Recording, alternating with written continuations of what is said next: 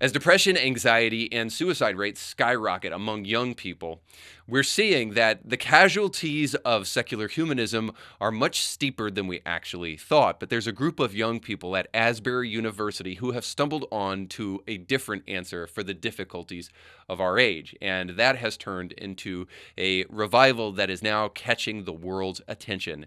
So it's important to take a look at that, and that's exactly what we'll do today on Indie Thinker.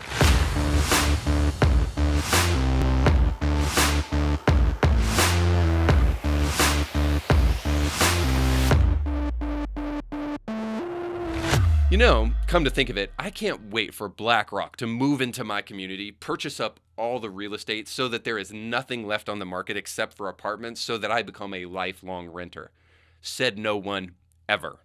That's why you need to go to our friends over at the Kevin Blair team at Element Home Loans so that they can help you get into a new home before it's too late.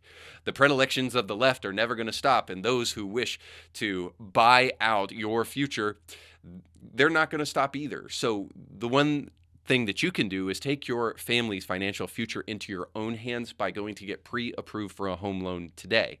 And you can do that with people you trust by going to kbmtg.com. Our friends over at the Kevin Blair team will make sure that you not only get pre-approved for a home with no gimmicks and tricks, but also make sure that they get all the information that you will need up front so that you can go out and look for a brand new home. So I know the economy isn't the greatest, but time is of the essence. You need to make sure to secure your family's financial future right now. And again, you can do that by going to kbmtg.com. Welcome to the show. Don't forget to like, share, and subscribe. Now, before we get to Asbury University and what's been going on there, I want to take just a brief moment to be transparent with you and to be a little humble. And it probably will come as no surprise to you that I am capable of such humility because I am probably one of the most humble people that you know. But you are probably aware of the fact that balloons have been sailing over American skies just recently, and Joe Biden has put on his aviator glasses, called out the U.S. Air Force to expend $400,000 Sidewinder missiles to take out what we now know is just mere $12 party balloons. The intelligence community's current assessment is that these three objects were most likely balloons tied to private companies, recreation, or research institutions studying weather or conducting other scientific research. Or, just maybe, the people who are responsible for releasing these balloons are not for research purposes or even recreational purposes, but actually just a sweet, innocent family in Chattanooga. Because as you'll see from the pictures I'm showing on the screen, my family just recently released a ton load of helium-infused balloons into the sky, and they went way higher than we ever expected. So as investigations heat up as to the origins of these balloons, and now that we realize that they're not Chinese spy balloons, I think it's fair to assume that they might come knocking on the doors of the people I love here in Chattanooga. So I am first coming out and being as honest as possible to say that it is perfectly reasonable to assume that those balloons are indeed ours. But then also, as you could tell from the pictures that I showed on the screen, I want to be very clear that you did not see me in those pictures, just my sweet family, that I am now ready to turn over state's evidence on for immunity, because you didn't see me in those pictures because I was the one taking the pictures and not actually releasing the balloons.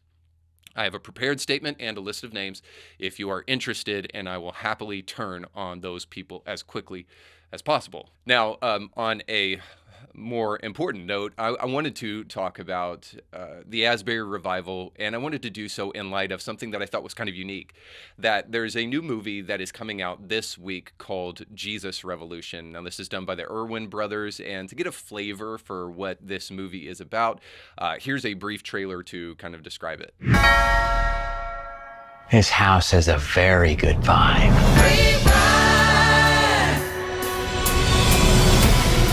There is an entire generation searching. Slow down, man, slow down. Just in all the wrong places. If you want to reach my people, you need to speak to them in a language they understand. If I bring them in, I'm going to lose my job. We can only walk through doors open to us. In your church, that's a door that's shut. Country is a dark and divided place, but now there's hope, and it's spreading. This is your home, and I want you to tell all your friends about it.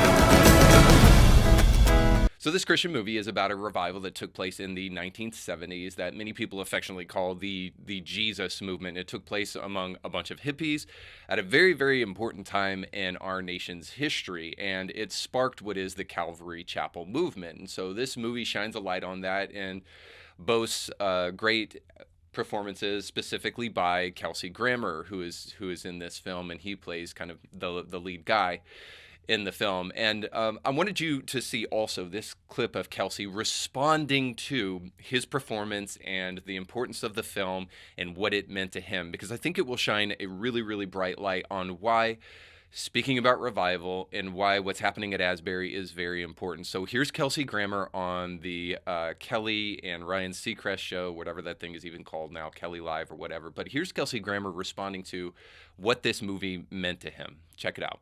From Jesus Revolution, tell us about it. It's a nice movie. Yeah, it looks It's beautiful. really I sweet. mean, Yeah. you're tearing up. I see you getting emotional. What are you feeling? Can I play doctor? What do yes, you of feel? course. I love this movie. I really love it. When we first saw the first cut, we sat down in our home and Kate saw it. She said, "Oh my God, it's the best thing I've ever done." She started crying.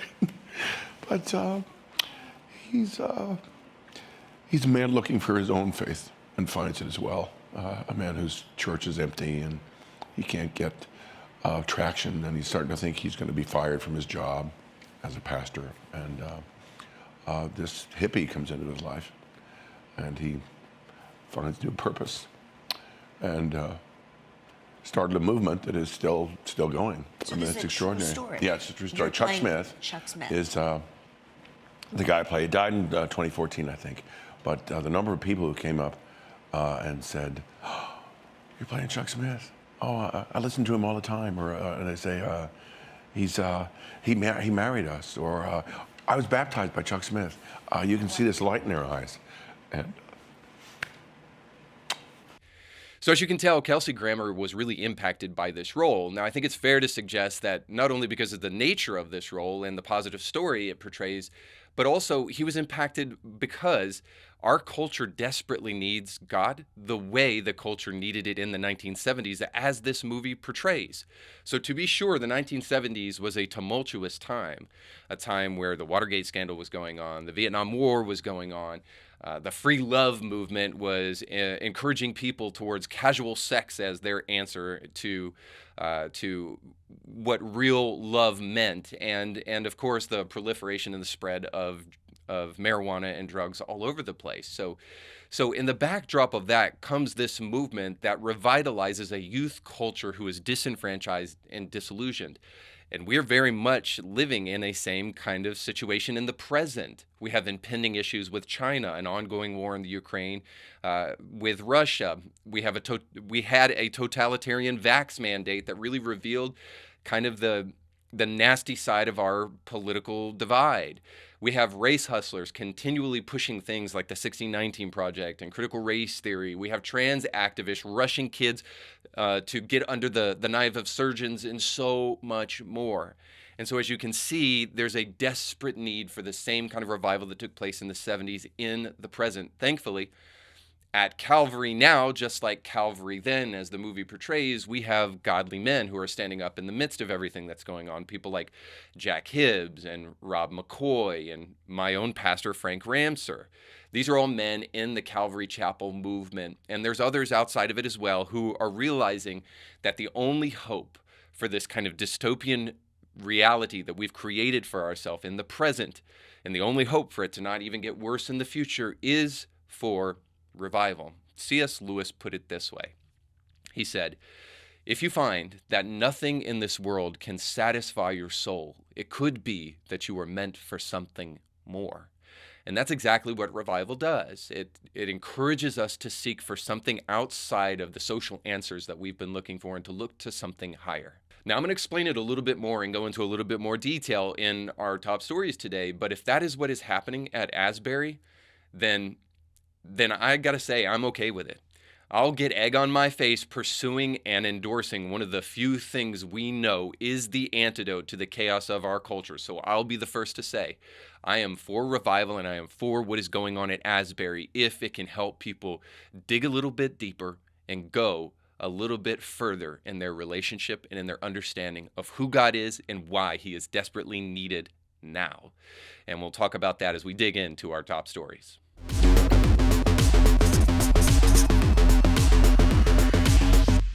You may know by now that Asbury University is the home of what many are calling a revival that has been going on now for multiple days since, I think, February 8th. So a little bit about Asbury University. Asbury University is a small Christian evangelical school outside of Lexington, Kentucky. It's a full liberal arts university with around 2,000 students in attendance, and it has around 22,000 previous alumni. It boasts a history of revival-like experiences in the past, like in 1905 and 1950 and 1958, and what they say is a 185-hour nonstop service that took place in the 1970s. So this was around the same time as the Jesus movement that was illustrated in the movie that I did at the show opener, Jesus Revolution. So they had a big revival that took place then, and the present revival that so many are talking about right now started with just an average chapel service. In fact, down below in the notes of this podcast or in the description, I'll leave a link to the chapel service that kind of sparked everything, and you can check it out for yourself. It seems very average, very normal, a typical service, if you will, but kind of a secondhand story. I haven't confirmed this, but it's said that after this chapel service, there was a group of kids who came to the front, began to pray and to ask for forgiveness for their sins. And in the midst of that, they started sharing stories. One young man shared a story about trying to commit suicide, and he said God spared his life. And then as the kids started confessing one with another, they then began to pray in a prolonged fashion. The worship team finally came back, saw what was happening, and they continued to worship, and things have been going on ever since. And so it sparked a conversation about what is revival? Is revival actually going on at Asbury? And what is going on at Asbury from just a more specific standpoint? So before we jump into any of those kind of questions, let me just answer the big question at the end of the day. What is revival? Now, I'm going to give you kind of a working definition here because there may be some pushback and I'll try to explain, but revival is not just prolonged services or services that take place over a span of multiple days. Revival is, as the name suggests, just the bringing back of something that was dead to life. Reviving something. Now, this can also be not just a person whose soul is dead but coming back to life, but this can also be ideas that have long been forgotten coming back to the fore. Now, this is why I'm inclined to believe that what is going on at Asbury is indeed a revival. I think there are some aspects of revival that can only be known after the fact, including the fruit of a revival. Like, how does it impact the life personally? Well, that's not something that you can know in the moment, but we can certainly see that it is having a positive impact, not only for the people who go to Asbury, but also for people all over the world as they tune in and see that there is a cure that hasn't been offered very much in modern society. In fact, I can't think of a single revival that has taken place since the advent of social media. Now, I'm only making that observation because I think it's incredibly interesting that technology has seemed to provide lots of distraction for us and pushed us further away from the answers that might actually truly bring a true sense of what life is about. And so to see this now, I think, is incredibly important. Now, I also want to make mention of the fact that there is this kind of imminent aspect of revival in that there is this kind of special thing that takes place at revival that is unique and extraordinary. So I get that. When you hear my definition for revival, you could say, well, Reed, people do that every single Sunday. Things are brought back to life, or ideas that are forgotten have been revived in the conscience of people. That happens every single Sunday. And then I would say, Well, if that's true, then fantastic. Then that's revival as well. I think it happens far less than we actually think it does on a typical basis in most churches, especially now around America, but I'm all for it. If things are being revived in that fashion, then I would say that is revival too. And that revival should be way more typical than we often make it if we're truly living and doing the things that the scripture dictates. All that to be said, that we desperately need it. And I truly believe that we are seeing at least aspects of it here in this Asbury move. But it hasn't stopped the skeptics from coming out and saying that, oh, this is just nothing more than pure emotionalism and this will fizzle out eventually. And everybody's jumping on the bandwagon of revival nowadays. We even have guys like this supposed pastor who believes that King James only is the only way that God will ever move.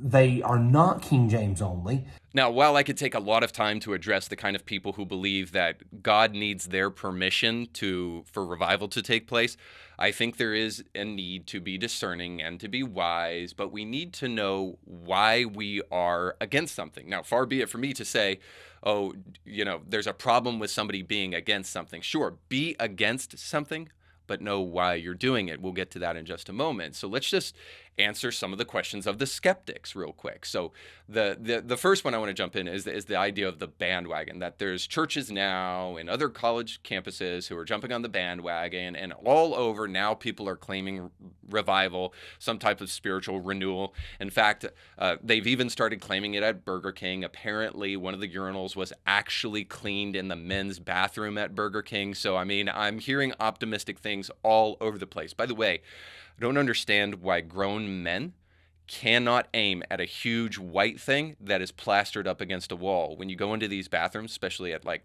Buc-ee's or something, like there is a pool of pee underneath the urinal. Men, you're supposed to be like the hunter-gatherers. You have to have good aim.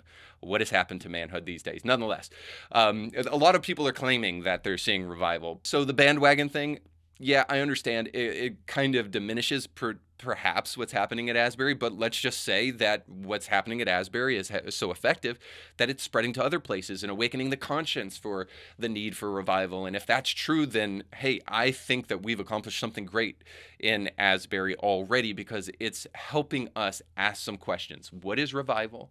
And how can we achieve it? And if that's something that we weren't asking before, then I think we have to be honest about the fact that if we're asking it now, that's a positive outcome of what is taking place at Asbury. Now, I want to address the fizzling thing, because this is the claim I hear the most. Oh, these revivals, they come and they go and they fizzle out.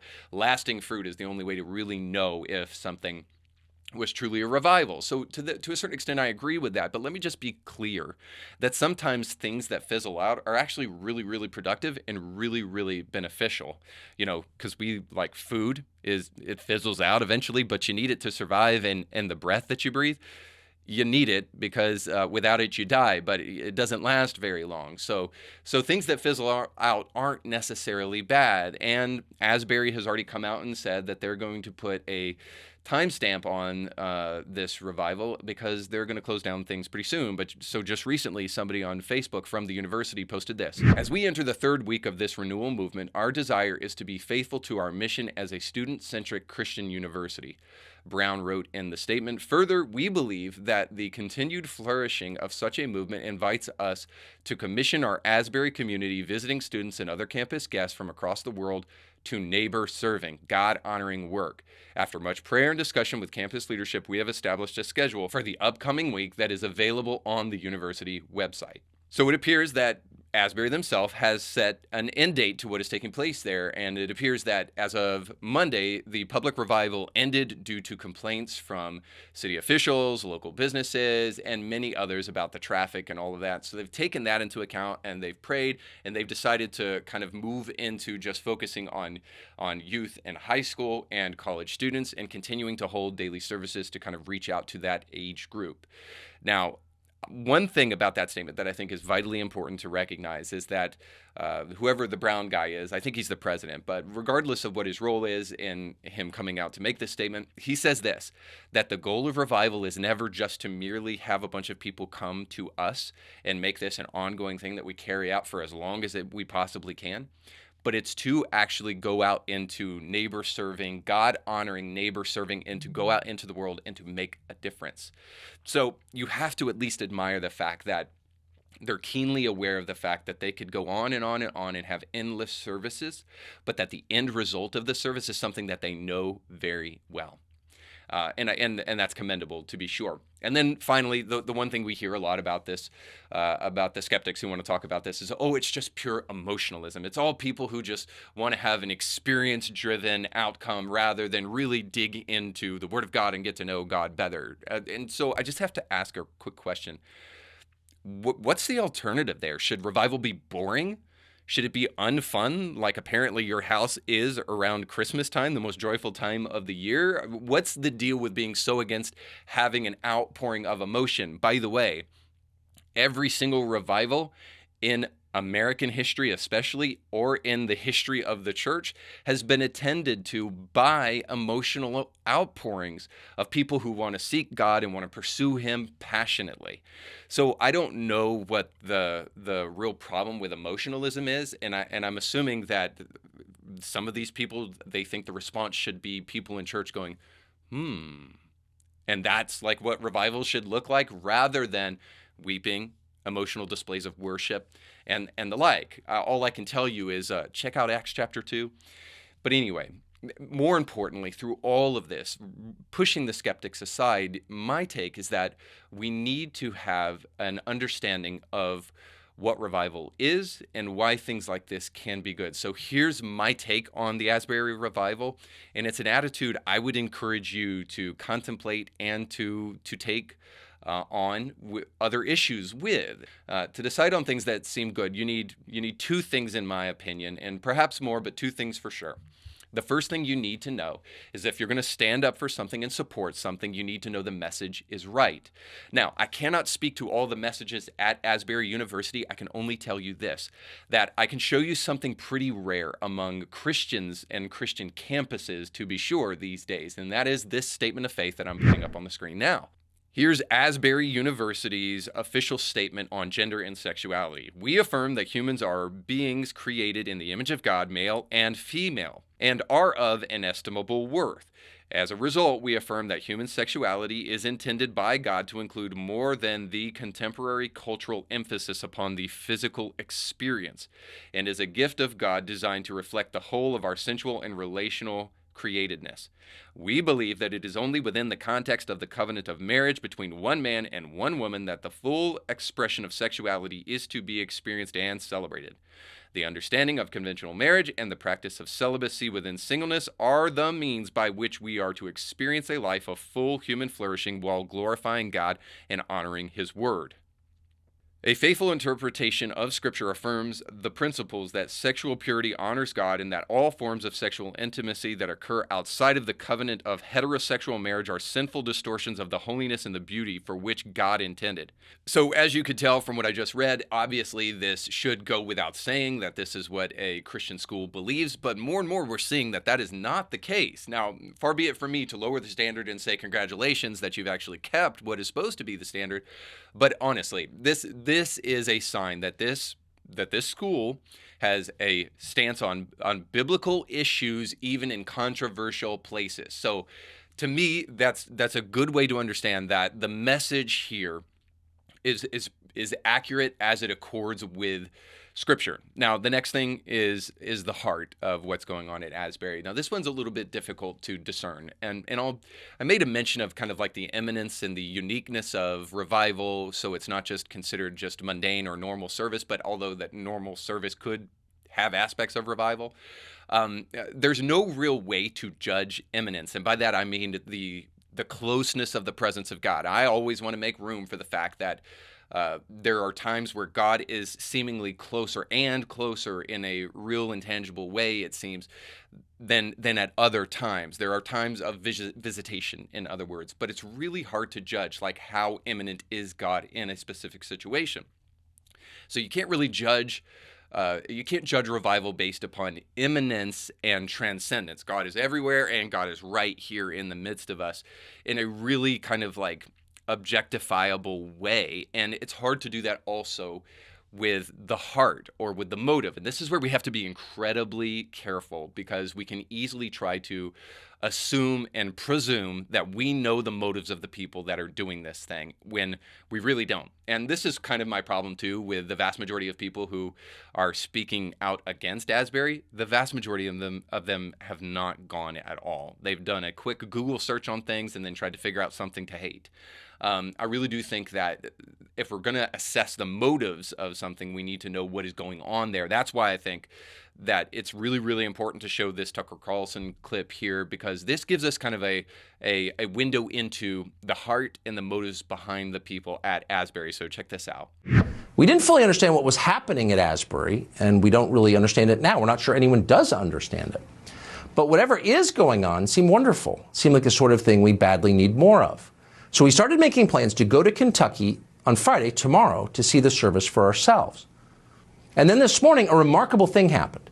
We got a call from Asbury University asking us not to come. It's not personal, they said. They like our show. But the ongoing service at Asbury is purely spiritual. It's got nothing to do with politics or business. No one there is making money from it or planning a run for office. It's mostly just young people worshiping God, young people finding meaning and answers in a country that increasingly doesn't offer much of either. It's not really a place for TV cameras. And we understood that. In fact, we deeply respected it. When you work in television, you run into a lot of people who want publicity. You almost never meet anyone who doesn't want publicity. And when you do meet people who don't want publicity, they're either doing something wrong or, in the rarest of all cases, they're doing something right. Something so right and so beautiful and so true that media coverage can't enhance it. It can only detract from it. We think that's what's happening at Asbury University. God bless them for turning us down. Now, those final words right there from Tucker will probably be something I don't forget for a while there. God bless them for turning us down, because he's absolutely right. I can think about a million different ways Christians can and have tried to sell out and fleece whatever is happening at their church for personal gain. And I'll be the first to admit that if Tucker Carlson called me up tomorrow and he said, hey, this podcast about Asbury was fantastic, will you come on the show? I would say yes, and thank you, may I have another. But that's probably not happening, and I'm okay that it doesn't. And I'm not saying that I would say yes because I'm willing to sell out for the sake of publicity. I'm just saying that the opportunity to go on Tucker's show or to have Tucker come on my show and do something about my show would be phenomenal if he was willing to shine a positive light on those things. And even if it was negative, just shine a light on it, right? The publicity is important. Everybody that's marketing something understands this. But that's the point. It seems that the guys at Asbury are not interested in marketing what is going on there. They are interested in keeping first things first and keeping the focus on Jesus. And that's why they asked Tucker not to come. So what you should know about the Asbury University is that there is no guest speaker that's a big name, or there is no great big worship teams that are internationally known that have been invited to come to the Asbury University revival to get more people to come. That seems to have not been the heart from anybody that has been talking about this Asbury University revival from the university. That doesn't seem to be what they're after at all. And it reminds me of somebody that I read about in the Bible who would consistently say, hey, don't tell anybody what happened here and don't make a big fuss about this because I'm not after publicity, I'm after truth. And of course, that person is Jesus. So I don't know that we can even assess clearly the motives of everyone involved in this revival, but I do think that what we saw with Tucker gives us a good indication that what is happening there is really, really good. And here's why it's good. More thinking is always better. The naysayers about this thing are a bad testimony, in my opinion, because they're not thinking clearly and not clearly defining what revival is very often if they are going to be against it. Now, I'll say again, there's nothing wrong with being against something. We talk too often in the Christian church, oh, you're always against something, you're never for anything. Now, sure, that's a problem, but we need to be against things. That's what our faith teaches. We are against some things, right? And we don't need to be ashamed to be against some things, especially if they're incredibly damaging. But the real problem is when we're against things and we don't really have a good reason for why we're against them. So naysayers are a bad testimony to the world. And frankly, this Asbury revival, in my own life personally, has kept me thinking daily about what revival actually is, how to explain it and how to communicate it, and how to experience it in my own life and in my church. And it's kept me thinking about it. And if nothing else, the Asbury revival has started sparking conversation in the social consciousness of people about what revival actually is. And I think that that's really important. Now, the second thing, here's the second reason why this Asbury revival is good. And quick disclaimer, I'm going to go a little bit long in this explanation just because I decided to tuck the rest of my show in this bigger kind of umbrella of the Asbury revival. And I typically kind of talk about current events that are going on and give some kind of Christian perspective and Christian thought on those things. And so I'm going to shove that into this second thing. And it'll take a little bit of time, but it'll be well worth your time. But the second reason this Asbury revival is good is because we are living in a broken culture. So I want to share a story with you real quick that just came out that really illustrates the failure of flawed thinking, that you can be half right and it can still have deadly consequences. And so this story comes from Esquire magazine. Variety is writing about it, and Esquire magazine did an interview with Evangeline Lilly, and they did this in response to comments that she made about the vax mandate. Now, Evangeline Lilly, for those who don't know, is the co-star in the Ant-Man film franchise, and she just recently is going to be in the new Ant-Man movie. And so she went on a press tour, and during that press tour, the comments that she made about the vax mandate in the past came up, and so she was asked about those things, and here's what she had to say about them. I think it's incredibly enlightening. Evangeline Lilly said in a new interview with Esquire magazine that she was well aware she'd ignite controversy by posting photos on social media from an anti-vaccine mandate rally in Washington, D.C. The Lost and Marvel star faced backlash in 2022 of January after participating in the rally when she joined in support of bodily sovereignty. And this is what she had to say. Quote, "I believe nobody should ever be forced to inject their body with anything against their will under threat of violent attack, arrest, or detention without trial, loss of employment, homelessness, starvation, loss of education, alienation from loved ones, excommunication from society, under any threat whatsoever." And Lilly wrote on Instagram at the time this. She said, quote, "This is not the way. This is not safe. This is not healthy. This is not love. I understand the world is in fear, but I don't believe that answering fear with force will fix our problems. I was pro-choice before COVID, and I am still pro-choice today." So obviously, it's really rare that Evangeline Lilly was willing to take this stand, not only as clearly a liberal, because she just said she's pro-choice, but also because she is going against what many of her peers in Hollywood as a liberal would say. Now, here's the real problem with Evangeline's argument. She's pro-choice, and she's from the My Body, My Choice crowd, and so she doesn't believe, because she is an abortionist, that she should also have to let the government tell her what to do with her body in terms of a vaccine mandate. But here's the problem and the flawed thinking here. The vax is not purposefully intended to kill. I know this will come as a surprise to some of you, but the vaccine was actually intended to try to help people fight against COVID. On the other hand, abortion does kill. Abortion is absolutely intended to kill. Now, here's one more difference here, Evangeline. Abortion does not impact your body. It impacts another's body. I know the argument, right? Like, if I have that baby, stretch marks and morning sickness and horribly inconvenient, right? And then I'll actually have to take care of somebody besides myself and actually live a selfless life. I understand that that's the argument on the other side. Here's the other argument. The one who is being dismembered in the womb is not actually you. It's that baby who is either being poisoned or dismembered in the womb. So as you can see, there's a little bit of flawed thinking here, but Lilly will go on to say this. Lilly now told Esquire that she asked herself, quote, about 600 times whether or not she should post photos from the rally. She remembered thinking to herself, I know the beast that I'm attacking. I know that I have a little pebble and there's this effing Goliath giant. If I shoot this pebble, it's gonna wake the giant. Now, here she's totally right. Going against Big Pharma does make her a David in the midst of all of the people who would be against her. And Big Pharma is certainly a Goliath. But here she's also wrong, because if there is a sense in which it's a David and Goliath scenario, it's that baby in the womb who cannot defend itself is definitely more of a David going against a Goliath, people like Planned Parenthood who are willing and wishing to attack that baby. So that's the real David and Goliath scenario. And just one last thing that she said that I think is important to know.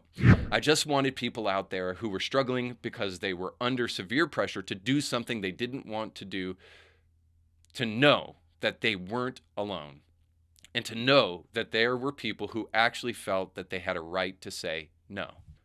And so, of course, you probably know where I'm going here. In the same way that those little babies who can't say no, don't dismember me in the womb, don't inject poison into my body, don't suck me out with a vacuum, they can't say no. So somebody has to speak up for them. And the end result of not doing so is obviously very deadly. But this is the kind of thinking that Evangeline Lilly gives us too. It's a deadly kind of thinking to be half right, to be pro-choice, which means you're against vax mandates and also for abortion, just doesn't cohere in a logical and rational world. But that's what we're seeing. We're seeing more and more and more people who cannot think logically and conclusively about things that are right in front of our face. Now, and that's especially the case in this last story with Lia Thomas. Just recently, Crane & Co., which is the kind of sports podcast for the Daily Wire, had Riley Gaines on the show. She's a female swimmer, and she had personal experience with Lia Thomas, who is Will Thomas. I'll alternate between those two names, but just know when I say Lia Thomas, I mean Will Thomas. And she went on the show to talk about Lia Thomas, but then also after this really insightful interview, the guys over at Crane & Co. revealed that they were going to release a Twitter thread that had some information that they had found out about Lia Thomas. And that information was as follows, that Lia Thomas actually had a private, I believe, Instagram account, private social media account, one way or the other, that had been posting consistent content about autogynephilia.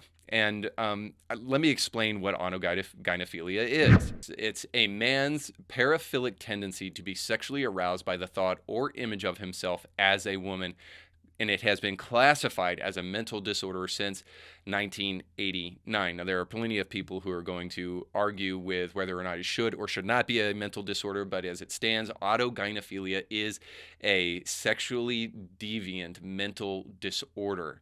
And in this private account, that was the handle for this private account was Lia Thomas, Thimas.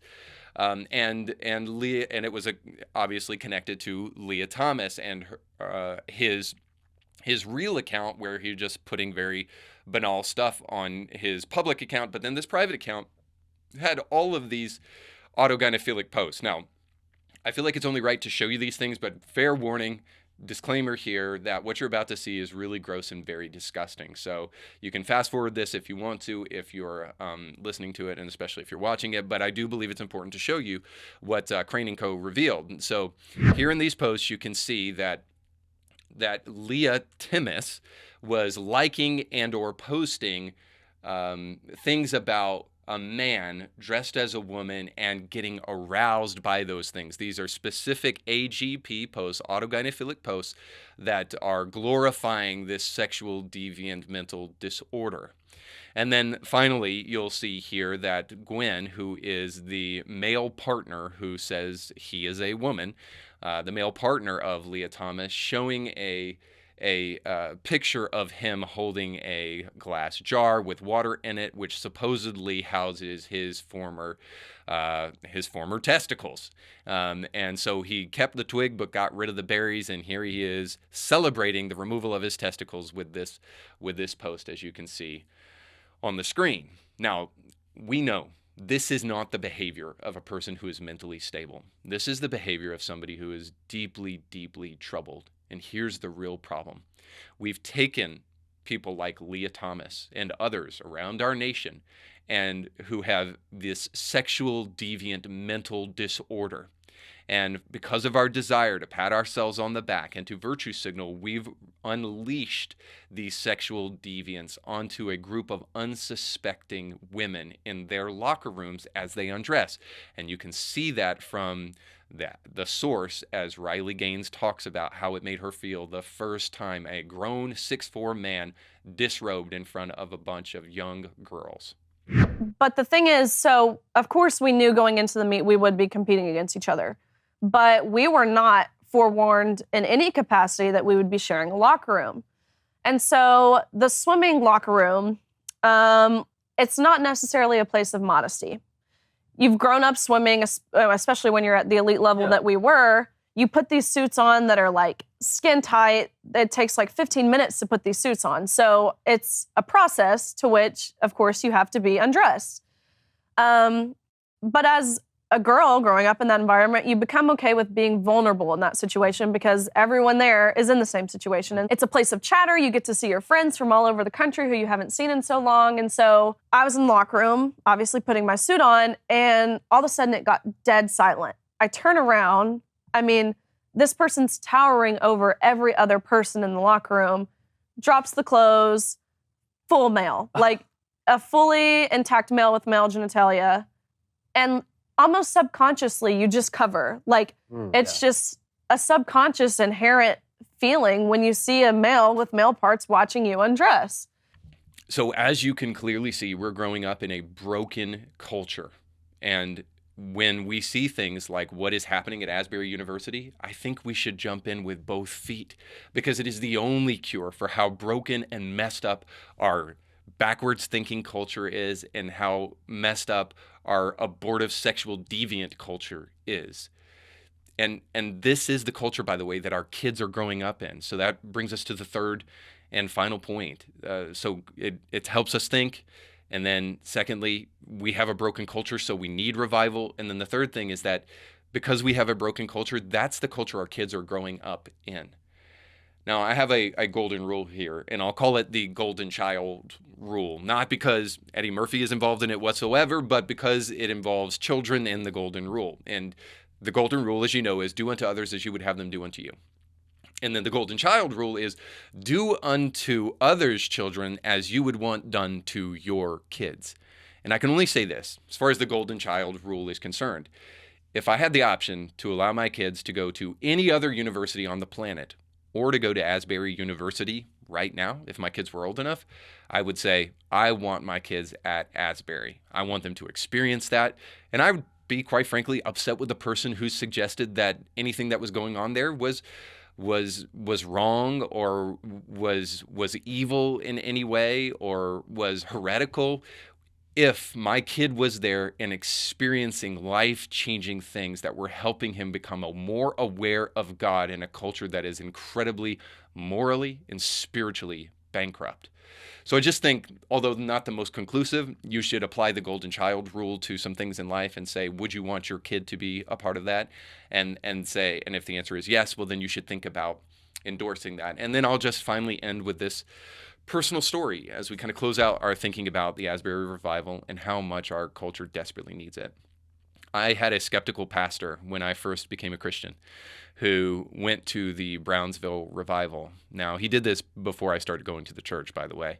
But he was skeptical. He went to Brownsville because some of his church members were going there and he wanted to check it out, and he wasn't sure if what was going on was biblical in nature, and he wanted to just see if there was fruit on the vine at Brownsville. And this is a revival, by the way, that took place in the mid-90s, I think, early to mid-90s, and this is in Florida. And so he went there skeptical, but I can only tell you, as anecdotal as this may be, that he came away a true believer and somebody that had been touched in such a special way that when he came back to his church, it changed everything.